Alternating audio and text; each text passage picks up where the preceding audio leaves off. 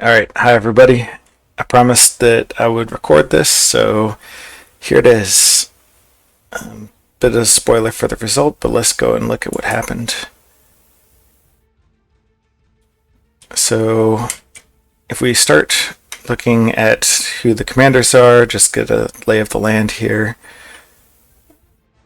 Naba has Janimirs. They're just all loaded up with a bunch of fire gems, except for this guy. They're Malika, same story.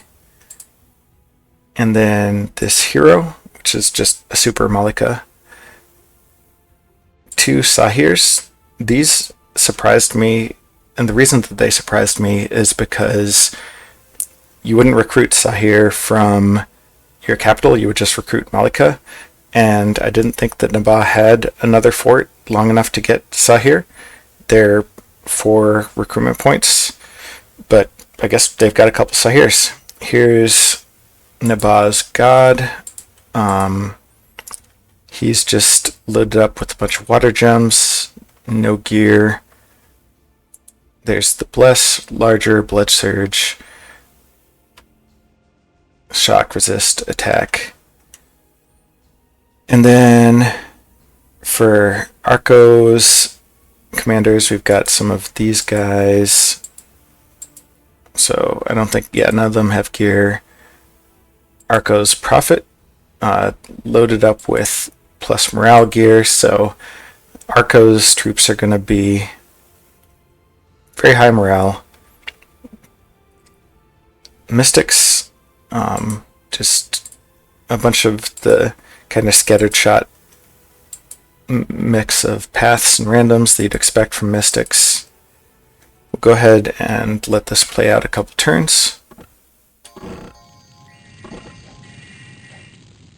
Now Arco's troops are all blessed by the Prophet, and so you can see attack, strength, righteous wrath, and they've got the fire resistance, which does matter. Some of the camels had birds, so the birds flew in and then immediately exploded, as birds do. And if we now look at what the first few spells have been, these guys, they're just all summoning smoke warriors. This one did Gift of Splendor. Fire elementals. I'm not sure why this one cast Bend Winds. I guess maybe because he saw the crossbowmen and so he wanted to go ahead and block those. Blur, Battle Fury. These guys are Earth 1, so there's only so much that they can do. If they went with Strength of Giants, it's fine. The Mystics are all doing Battle Fury, Iron Will, so Arco is leaning very hard into the plus attack for this fight. Winter Ward, I'm not sure, because Naba's god had water gems and some water magic, so maybe the Winter Ward is to protect from spells from that guy. I'm not sure. No communion, so each of these guys is casting level 1 spells according to the cross paths at randomed. The heroes just going straight into Smoke Warriors. Sahir's same guys. And then the god is summoning Mud Warriors because it does not have fire, so no smoke for him. These first few Hard Companions are rushing out. I guess these ones weren't led by the Prophet, so their morale is 15. These guys are back at 23, plus 7 from the Prophet's leadership. That's kind of incredible.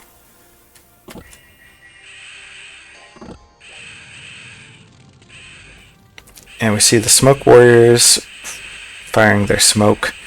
And as was said in chat, the Smoke Warriors are definitely the big game changer here. What you can see is that they're making these sulfur clouds, and the clouds do fatigue damage, but because these guys are all starting to fatigue, then you basically end up having a wall between the still awake heart companions and the smoke warriors, and that wall is formed of sleeping heart companions. And the result is that the superior numbers can't get to the smoke warriors and make that much of a difference because their own guys are in the way.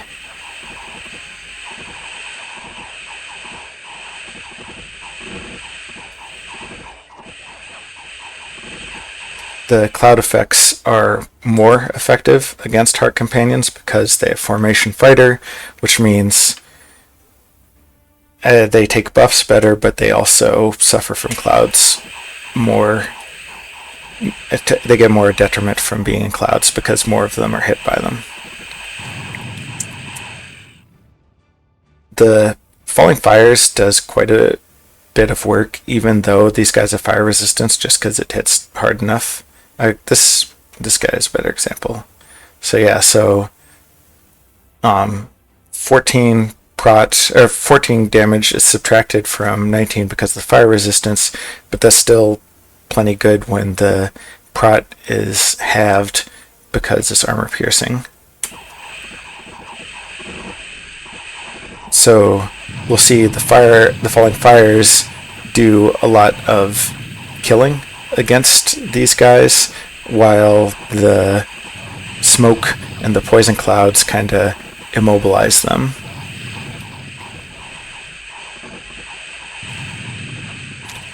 And there's no ammo limit to the smoke clouds. They just keep coming. 20 fire, poison, armor negating. So it's reduced to 15, but still 15 armor negating. Sometimes MR negates, but there's just so many of them that eventually someone will get them, and they form clouds, which means that they keep adding to that fatigue damage. Well, that guy didn't have much fatigue. I don't actually know. Oh, he got Cursed Luck from the Fairy Fire, that's right. So these guys aren't actually fatiguing out that much. If we look at the guys in front,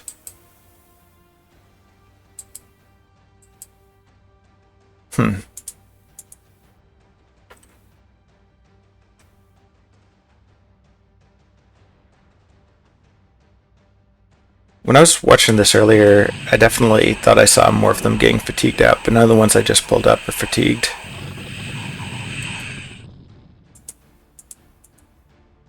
This guy's pretty tired. The other thing is that with these guys all being ethereal, then they're not going to die super rapidly just because 75% of attacks are ignored, and that's after they have to pass an attack roll to hit in the first place. The arco dudes have pretty high attacks, so they are hitting most of their rolls, but ethereal is doing a lot of work.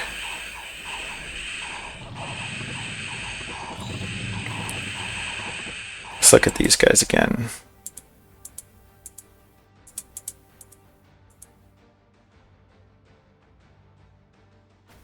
Not that much fatigue.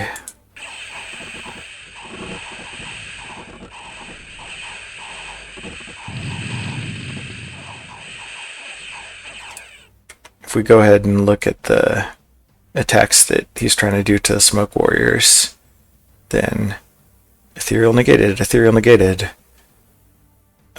This one killed a smoke warrior here, but there's just so many of these hits that they need to account for, and they add up.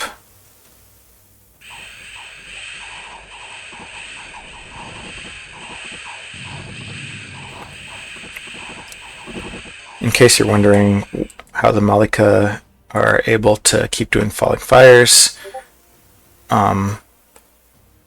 some of them were casting Fuel the Fire at the end of their script. This one didn't, but some of the other ones did. And that meant that they had a full set of fatigue to play with again. I say that and then I go to pull some up and can't find one for you.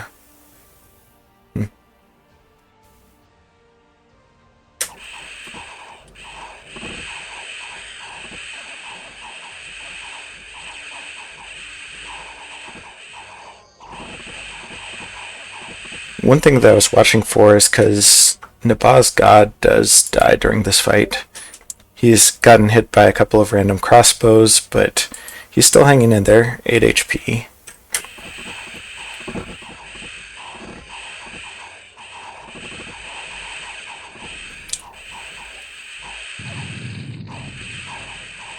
At this point, yeah, all of these guys are asleep now. And then they're just sitting ducks. And fatigue is turning into actual damage. Because of the windshield, the crossbow bolts aren't doing much of anything to these guys. Oh, also, because these are ethereal smoke dudes, they don't have any encumbrance, so they just attack indefinitely. So that was a really smart choice for Naba.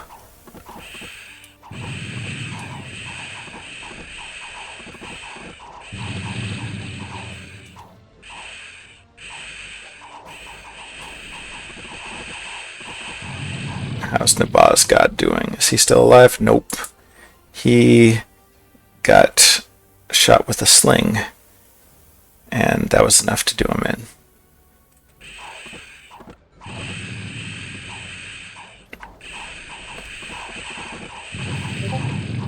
And now we'll see the Smoke Warriors just continuing to slowly progress through these guys.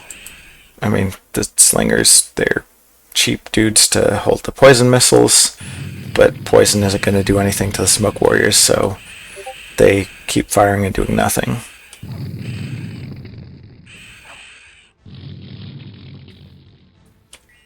And that is the end of that.